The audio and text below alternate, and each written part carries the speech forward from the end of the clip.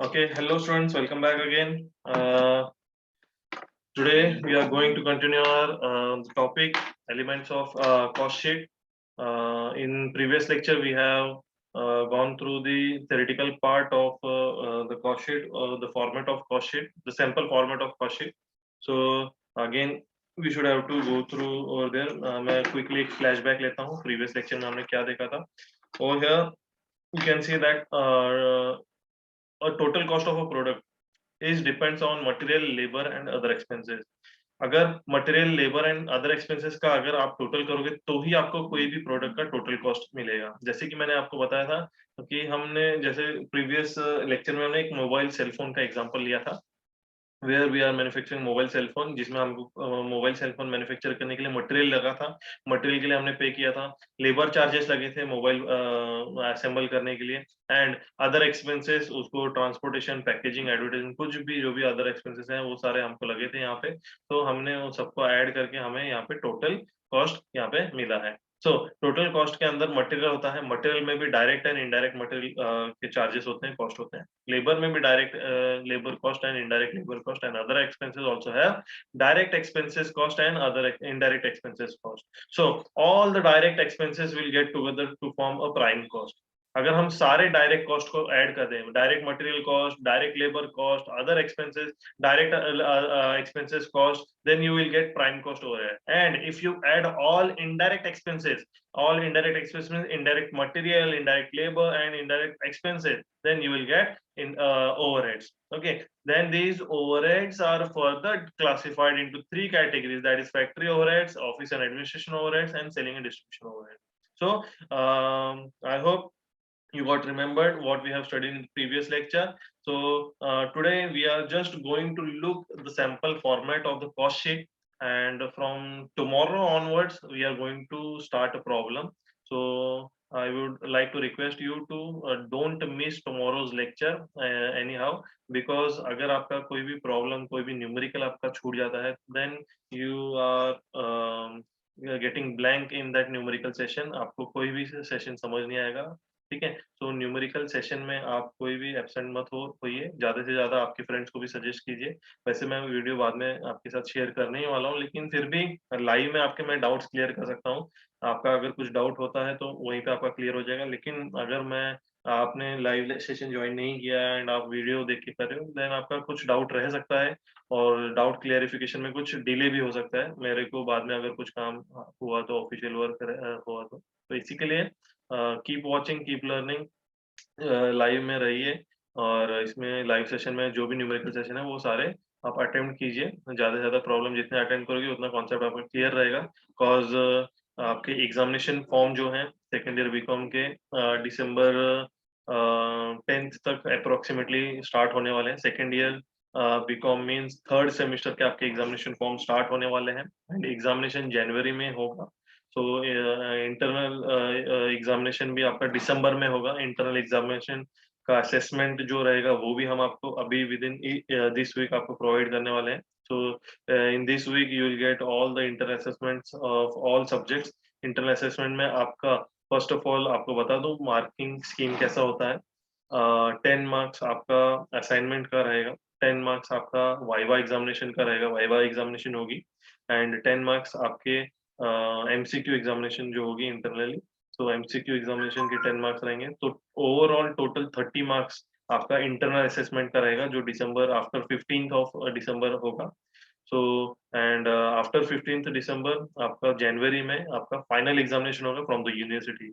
सो internal assessment properly दीजिए। आपका syllabus I am trying to finish your syllabus within 10 to 12 days, या जिसमें जो मेजर पार्ट है वो मैं आपका लाइव सेशन में ही कवर करने वाला हूँ। जैसे कि यूनिट 2 एंड यूनिट 3 ये कम्प्लीटली लाइव सेशन होगा।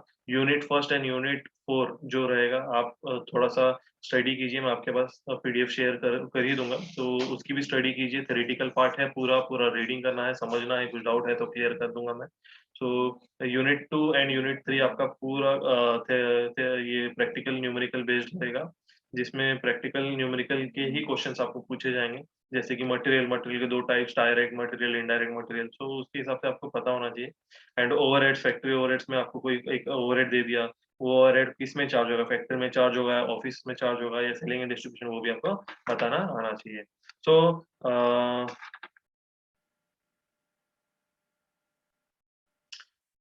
यहाँ पे हम डायरेक्टली फॉर्मेट देखेंगे।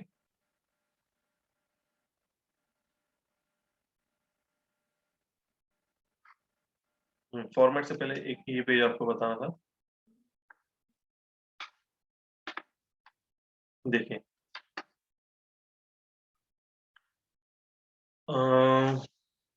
आरती is there, Aarti am I audible? Yes sir. Okay, screen दिख रही है ना आपको?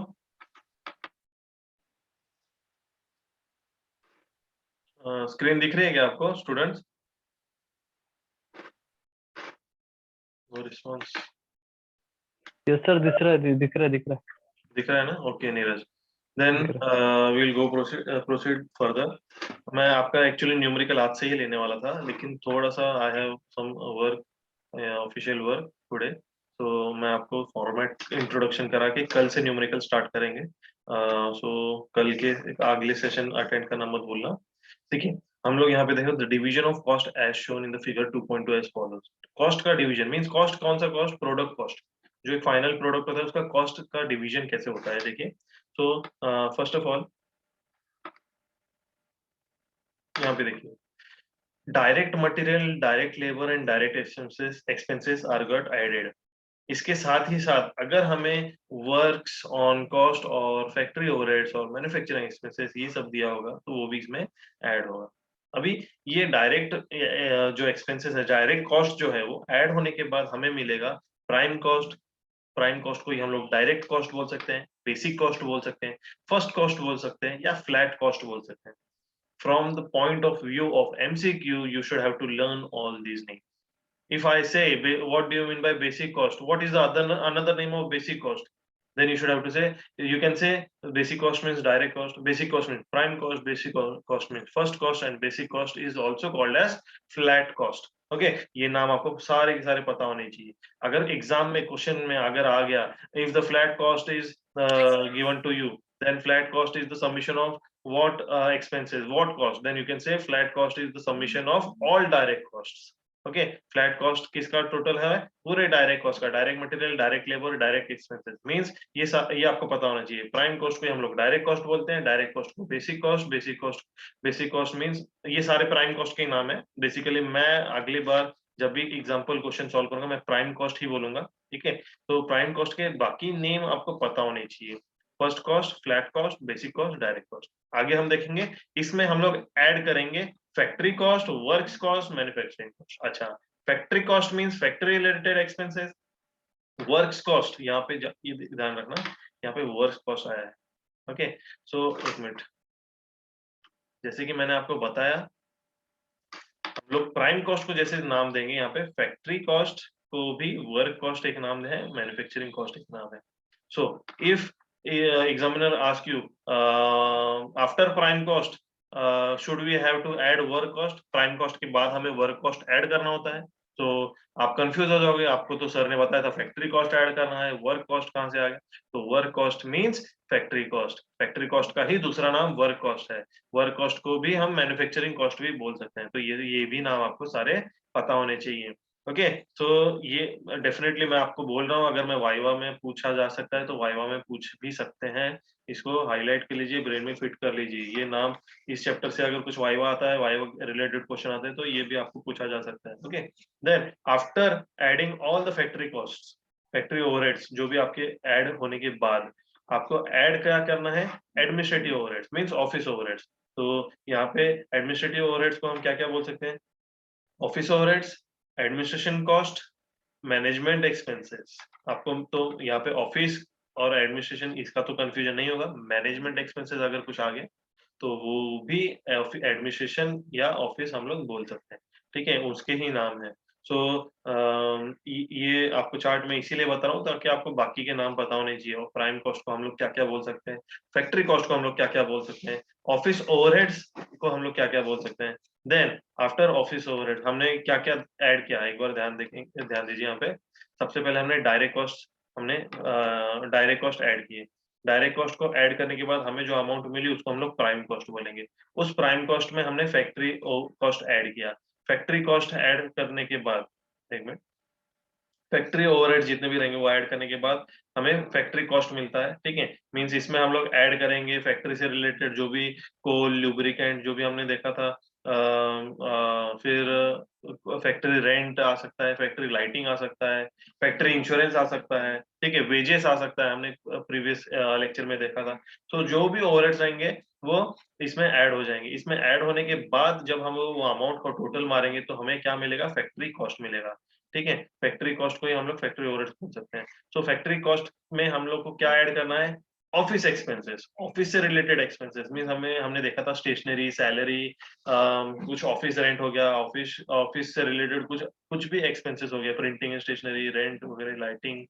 फिर वो सारे खर्चे हम लोग ऐड करने के बाद हमें क्या मिलेगा, ऑफिस एडमिनिस्ट्रेशन। और office administration, factory expense, factory cost and prime cost को ऐड करने के बाद हमें जो मेजर मिलता है उसको हम लोग बोलेंगे कॉस्ट ऑफ प्रोडक्शन। आप किस पे फोकस कीजिए, यहाँ पे देखिए, यहाँ पे ए बी सी करके मेंशन किया है, जो यहाँ पे लिखा है, देखो यहाँ पे ए लिखा है जिसको हम लोग बोलेंगे प्राइम कॉस्ट, बी लिखा है जिसको बोलेंगे फैक्ट्री कॉस्ट, एंड यहाँ पे सी लिखा है after adding all these three, factory cost, office overheads and prime cost, we will get cost of production. Cost of production को हम लोग बोल सकते हैं ग्रॉस प्रॉफिट और ऑफिस कॉस्ट, ये भी आपको याद रखना पड़ेगा, ठीक है। Cost of production can be called as gross profit और office cost. After getting cost of production you should have to add selling and distribution overheads, and in selling and distribution overheads कल ही मैंने बताया था आपको, you can add your packaging charges, you can add your advertisement charges,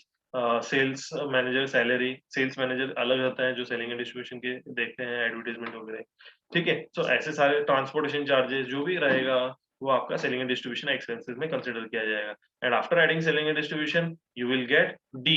D means your cost price, आपका product का cost price वहां पे मिल गया, फाइनल कॉस्ट प्राइस आपको मिल गया, ठीक है। एंड इस कॉस्ट प्राइस को हम लोग बोल सकते हैं total cost, cost of turnover, sales cost, net cost, turnover cost. ये भी आपको याद रखना है। ये पीडीएफ मैं शेयर की है ऑलरेडी, मैं वापस आज भी वापस शेयर कर दूंगा, प्लीज गो थ्रू कीजिए। मैं आपको बार बार बोल रहा हूँ वाइवा के टाइम पे एक्सटर्नल एग्जामिनर होगा इस बार, वो ऑनलाइन ही होने वाला है, जूम में भी हो सकता है, लेकिन अगर ऑफलाइन वाइवा एग्जामिनेशन हुआ तो हम लोग बैचेस आपको बना के देंगे, आपको कॉलेज में आके वाइवा एग्जामिनेशन देना होगा। तो इसके लिए ये नाम आप ध्यान से देख लेना। मैं डेली बेसिस पे जो भी आपको पढ़ा रहा हूँ, एक थोड़े थोड़े टॉपिक ले रहा हूँ, तो ज्यादा हैवी लोड नहीं होगा। लेक्चर खत्म होने के बाद वापस पेज पे गो थ्रू कीजिए, वापस ये सारे टॉपिक्स देखिए एंड आप समझिए। ये पेज नंबर देखिए किस पे है, आपको पता होना चाहिए।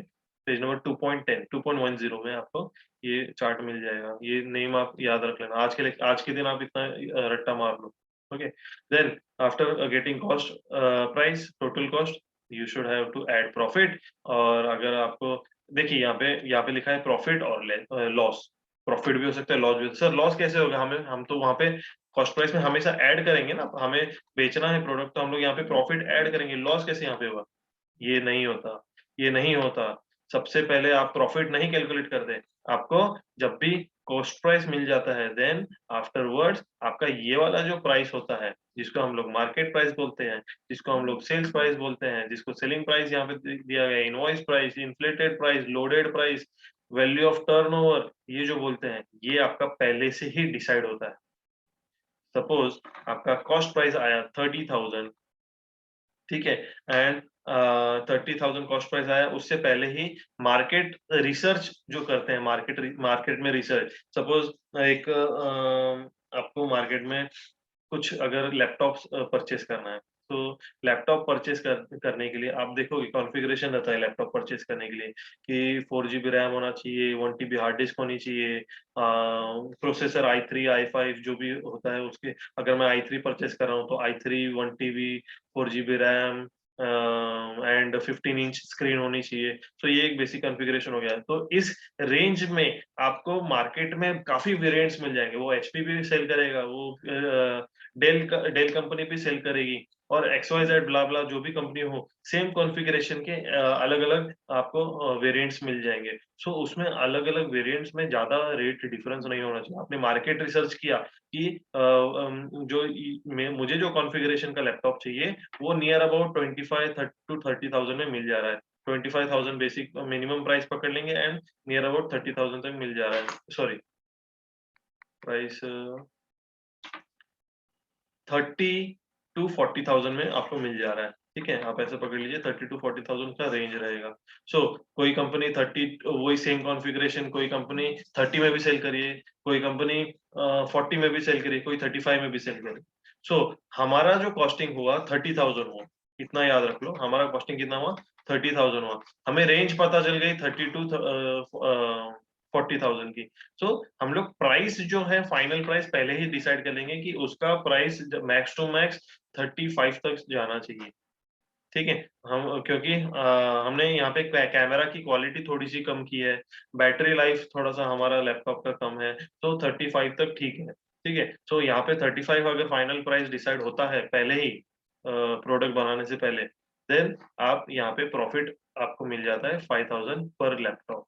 ओके, एंड इफ आपका ये जो प्राइसिंग है ये आपका पता चल गया कि आपका 30,000 लगा है, लेकिन मार्केट में उसका रेंज 25 to 30,000 है और मार्केट में उस कॉन्फ़िगरेशन के प्राइस 28,000 है। सो कौन आपको 30,000 प्लस आपका जो भी प्रॉफिट रहेगा ऐड करके, आप यहाँ पे आप एटलीस्ट 1,000 भी अगर प्रॉफिट ऐड करते हो तो कौन 31,000 पे करेगा जब वही चीज आपको 28,000 में बेस्ट मिल जा रही है। ठीक है, तो कोई नहीं पे करेगा, सब लोग दूसरे वेरिएंट में जाएंगे जहां पे आपको लो प्राइस में वो चीज मिल रही है। सो यहाँ पे आपको उसका प्राइस 28,000 ही रखना पड़ेगा। फिर यहाँ पे आप बोल सकते हो कि हमें यहाँ पे 2,000 का लॉस हो रहा है। तो हम जो भी इसके जो प्रोडक्शन है ज्यादा नहीं करेंगे, 100 क्वांटिटी 50 क्वांटिटी करेंगे। उसके बाद हम लोग एक अलग वेरिएंट करेंगे जिसमें हम लोग थोड़ा थोड़ा चार्जेस कम कर देंगे। कम मीन्स यहाँ पे ट्राई करेंगे कि जो हमारा प्राइम कॉस्ट है, डायरेक्ट कॉस्ट जो हमें लगी है, डायरेक्ट कॉस्ट यहाँ पे देखिए, तो ये जो डायरेक्ट मटेरियल लगा है, तो हमने जो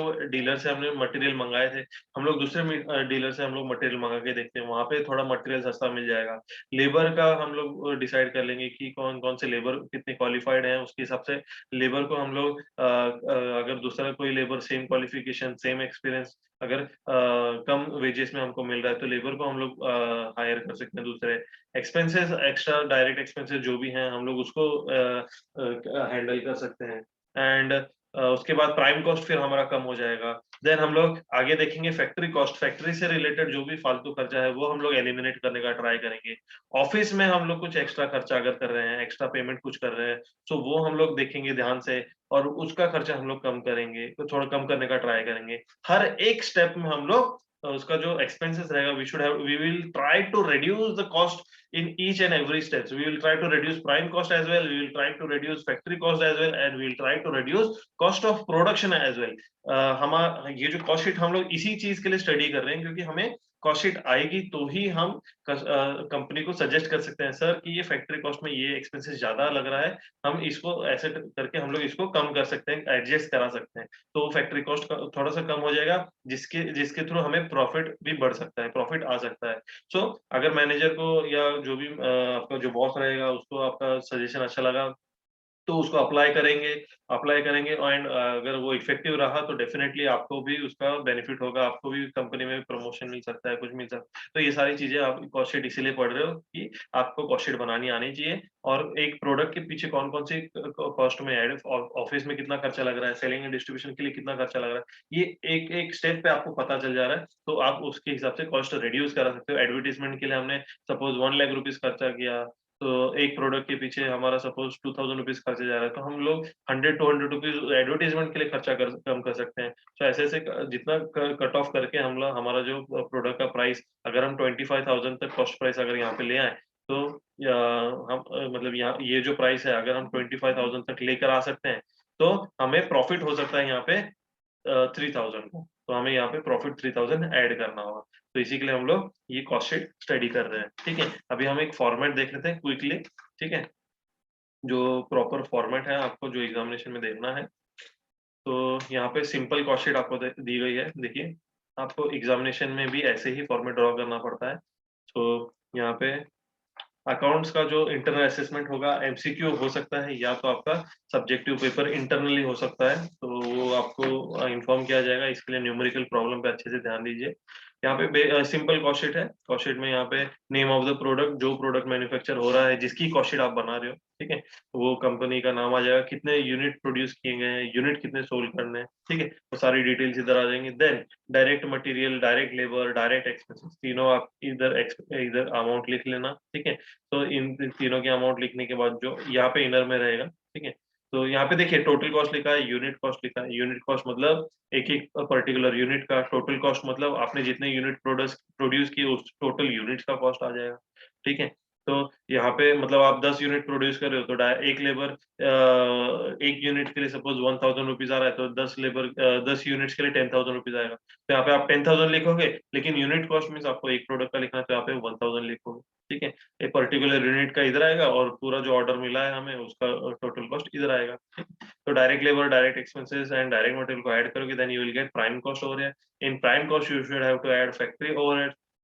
after adding factory overheads you will get factory cost, जैसे कि हमने प्रीवियस पेज पे देखा था, ठीक है। And in factory cost you should have to add office overheads, and after adding office overheads you will get cost of production or office cost. Okay, the various names we have seen in our previous page, आप वो सारे name याद रख लेना, समझ लेना, ठीक है। And in cost of production you should have to add selling and distribution overheads. After adding selling and distribution overhead you will get total cost or cost of sale. तो यहाँ पे आपको सेलिंग एंड डिस्ट्रीब्यूशन ओवरहेड्स में आपको total cost मिल गया, cost of sale मिल गया।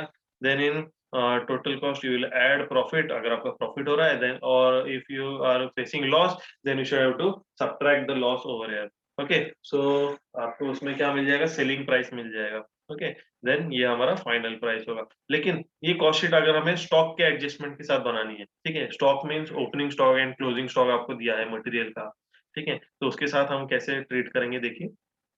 फिर हमें रॉ मटेरियल वगैरह कैसे मिलेगा वो भी आपको यहाँ पे देखना आना चाहिए, ठीक है।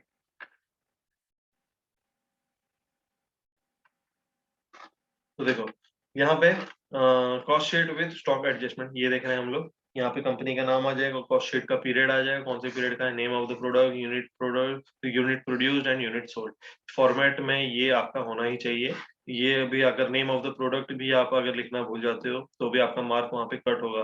यहाँ पे जैसे कि आपको पता है आप अकाउंट्स में कैसे करते हो, अकाउंट्स में आपको अगर रिसिप्ट्स एंड पेमेंट्स अकाउंट बनाने बोला है तो आपको रिसिप्ट्स अकाउंट लिखना पड़ता है डेबिट साइड में, क्रेडिट साइड में डेबिट से लिखना पड़ता है। ऊपर आपको लिखना पड़ता है in the books of XYZ company for the period ended. Balance sheet के ऊपर बैलेंस शीट लिखना पड़ता है, प्रॉफिट एंड लॉस के ऊपर प्रॉफिट एंड लॉस। वैसे ही ये एक अकाउंटिंग टाइप का फॉर्मेट है, लेकिन हमको यहाँ पे हम लोग कॉस्ट शीट बना रहे हैं जिसमें आपको सिर्फ कॉस्टिंग का ही आपको ट्रांजेक्शन्स लेने हैं। अकाउंट्स एक अलग चीज हो जाती है, कॉस्टिंग एक अलग चीज होती है, क्योंकि यहाँ पे आप प्रोडक्ट का प्राइस आप यहाँ पे कैलकुलेट कर रहे हो। So opening stock of raw material means आपका अगर प्रीवियस आप जो wait a minute I have a call over.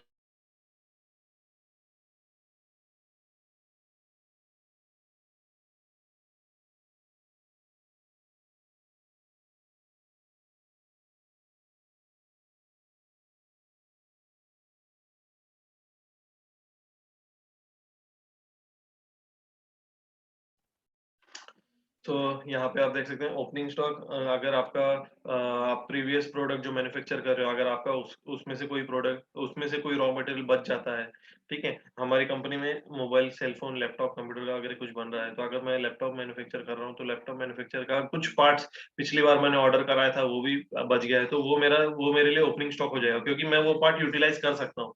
अभी मैंने न्यू परचेज नहीं किया, लेकिन फिर भी मुझे और कुछ पार्ट परचेज करना है तो मैं परचेज भी करूंगा। उसमें अगर मेरा कुछ खर्चा हुआ है वो रॉ मटेरियल मंगाने के लिए, वो भी मैं यहाँ पे ऐड करूंगा, क्योंकि मैं खर्चा क्या कर रहा हूँ, पे कर रहा हूँ ना वो रॉ मटेरियल मंगाने के लिए। सपोज मैंने ट्रांसपोर्टेशन चार्जेस पे किया, ट्रांसपोर्टेशन चार्जेस के साथ साथ जो टेम्पो में आ रहा है वो टेम्पो ने टोल टैक्स पे किया, टोल टैक्स पे कर किया, तो वो भी मेरा एक्सपेंसेस में आ गया। So expenses on purchase of raw material, मतलब एक्सपेंसेस कई तरह के हो सकते हैं, जिसमें अगर मैं टेम्पो में मैंने रॉ मटेरियल मंगाया, नया रॉ मटेरियल मंगाया, एंड वो रॉ मटेरियल को लोडिंग अनलोडिंग चार्जेस होता है, मैं तो खुद उतारने नहीं वाला टेम्पो में चढ़ के मटेरियल, सो मुझे कुछ लेबर वहां पे हायर करने पड़ेंगे कि टेम्पो से मटेरियल मेरे को गोडाउन में लाके चाहिए करके। तो ये सारे जो एक्सपेंसेस रहेंगे वो यहाँ पे ऐड हो जाएंगे रॉ मटेरियल में। सो raw material plus purchases plus expenses, okay. And इसमें अगर मेरा कुछ क्लोजिंग स्टॉक, मेरा at the end of the consignment means जो भी मुझे ऑर्डर मिली है उसके एंडिंग में मुझे पता चले कि मेरा इतना कुछ मटेरियल बच गया है, तो वो मेरा मैं क्लोजिंग स्टॉक बोल दूंगा, ठीक है। मेरा इतना स्टॉक बच गया है लेकिन फिर भी मेरा प्रोडक्ट बन चुका है, तो closing stock again.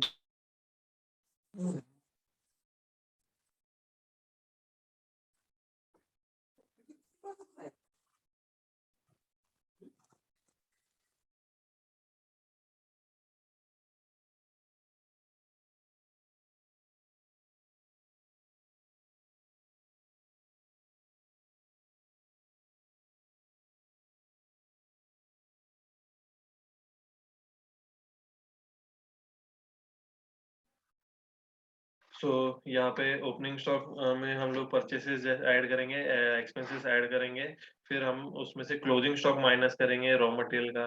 Purchase return, अगर हमने कुछ परचेस किया है उसमें कुछ डिफेक्टिव प्रोडक्ट हमें मिला है तो परचेस रिटर्न, उसमें हमने कुछ प्रोडक्ट रिटर्न कर दिया तो परचेस रिटर्न हम लोग माइनस कर देंगे। सेल ऑफ स्क्रैप मीन्स कुछ, जैसे कि हम रॉ मटेरियल को प्रोसेस जब करते हैं तो उसमें से कुछ कुछ पार्ट क्या हो जाता है कि कचरा हो जाता है, तो कचरा मीन्स स्क्रैप, ठीक है, स्क्रैप हो जाता है, तो वो स्क्रैप भी कई बार हम लोग सेल करके उससे भी हमको पैसा मिल सकता है, तो उस स्क्रैप को हमने क्या कर दिया, सेल कर दिया। Sale of scrap of defective of raw material, ठीक है। मींस आप देख सकते हैं कि अगर मैं कुछ आयरन का कुछ मैन्युफैक्चर कर रहा हूँ और आयरन से कुछ अगर स्क्रैप आता है, तो आयरन आपको पता है कि आप मार्केट में आप सेल कर सकते हो, ठीक है, स्क्रैप में। तो स्क्रैप जैसे कि उसका अमाउंट रहेगा, से वैल्यू रहेगी, उसके हिसाब से आपको उसकी वैल्यू मिल जाएगी। वैसे स्क्रैप का सेलिंग भी होता है, जैसे स्क्रैप सेलिंग करोगे तो उसका भी जो अमाउंट आपको मिलेगा वो इसमें से लेस करना होगा, ठीक है। तो ये चीजें याद रख लो।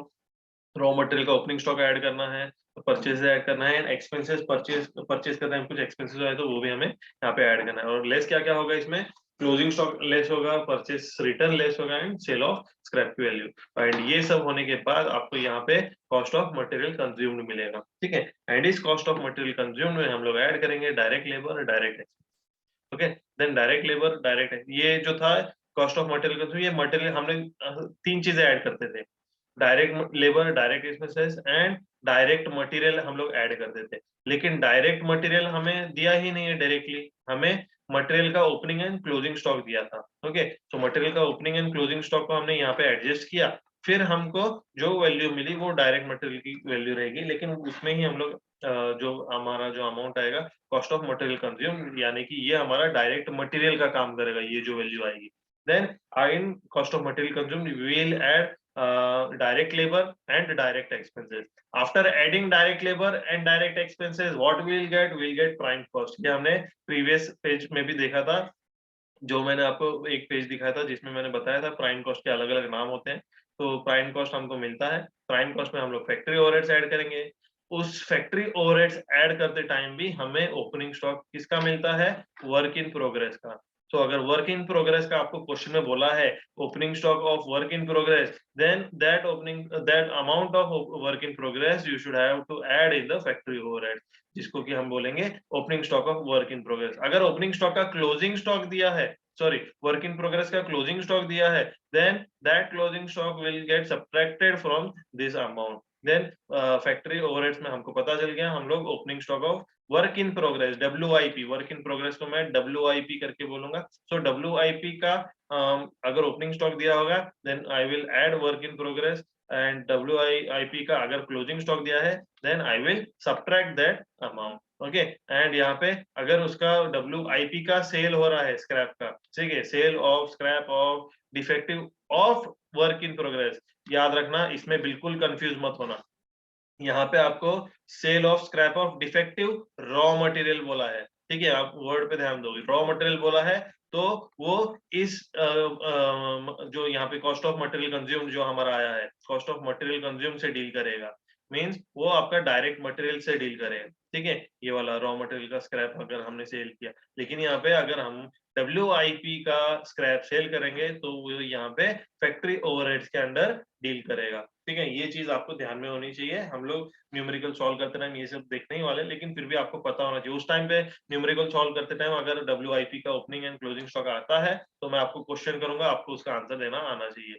ओके, सो मैं यहाँ पे देख देख सकता हूँ यहाँ पे आरती, ऋषिकेश, अक्षय काफी जन है, ठीक है। तो आप सब प्लीज ये सेशन खत्म होने के बाद वापस ये फॉर्मेट देखिए, लर्न कीजिए और बिना देखे अपने नोटबुक में भी ड्रॉ कीजिए। फॉर्मेट आपको एनी हाउ आना ही चाहिए, इसमें कुछ भी मिसिंग नहीं होना चाहिए, ठीक है। ये फॉर्मेट आपको आना ही चाहिए। फॉर्मेट का भी आपको कुछ भी पूछ सकते हैं, ठीक है। तो ये फॉर्मेट चेंज ही नहीं होता, ठीक है। ये फॉर्मेट में अगर ओपनिंग स्टॉक ऑफ WIP का अमाउंट नहीं दिया तो आपको यहाँ पे नील लिखना होगा, लेकिन फिर भी आपको ओपनिंग स्टॉक ऑफ WIP लिखना पड़ेगा, ठीक है। क्लोजिंग स्टॉक नहीं दिया तो क्लोजिंग स्टॉक में भी नील लिखना पड़ेगा, लेकिन आपको ये जो फॉर्मेट रहेगा, फॉर्मेट के हिसाब से ये आपको लिखना ही पड़ेगा। Then after adding opening WIP and subtracting closing WIP, we'll also subtract sales of scrap of WIP. Then हमें फैक्ट्री कॉस्ट मिलेगा, फैक्ट्री कॉस्ट में हम लोग ऑफिस ओवरहेड ऐड करेंगे, then we will get cost of production. अभी cost of production में भी एक opening and closing stock deal करता है। किस चीज का ओपनिंग क्लोजिंग डील करता है?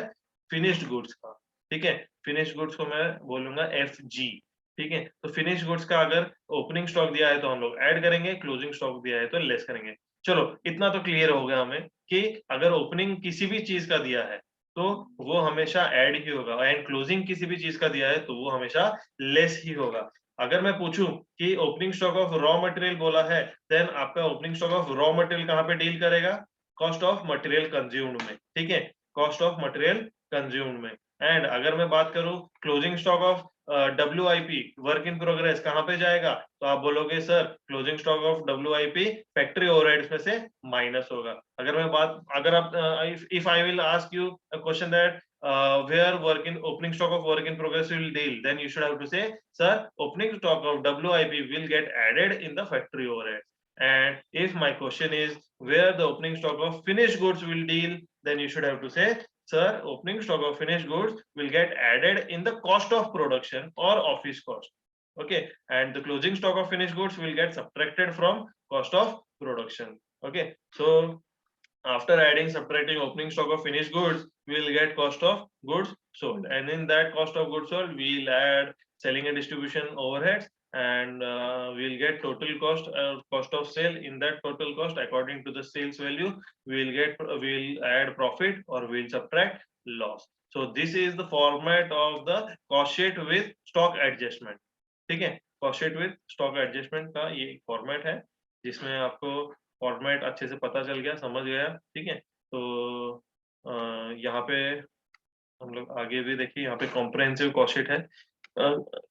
एक एक बार आपको सिंपल कॉस्ट शीट एंड इसका फॉर्मेट समझ आ गया, cost sheet with stock adjustment, ये बिना देखे आप पहले ड्रॉ समझ लीजिए।